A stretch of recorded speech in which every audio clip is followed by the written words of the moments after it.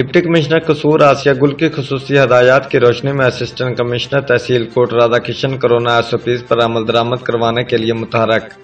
खिलाफ वर्जियों पर 15 दुकानों को सील कर दिया। असिस्टेंट कमिश्नर तहसील कोट राधा किशन राजा कासम महबूब जंजुआ कोरोना SOPs पर अमल दरामद करवाने के लिए मुतहरक हैं और उन्होंने आम मार्केट का दौरा किया और कोरोना SOPs की खिलाफ वर्जियों पर कार्रवाई करते हुए 15 दुकानों को सील कर दिया है।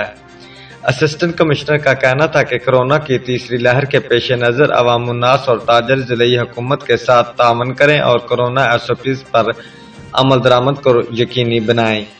ताहम खिलाफ वर्जी की सूरत में कानून के मुताबिक सख्त कार्रवाई अमल में लाई जाएगी। रिपोर्ट मार बिशारत सिद्दीकी, डिविजनल ब्यूरो चीफ, जियो एक्सप्रेस न्यूज,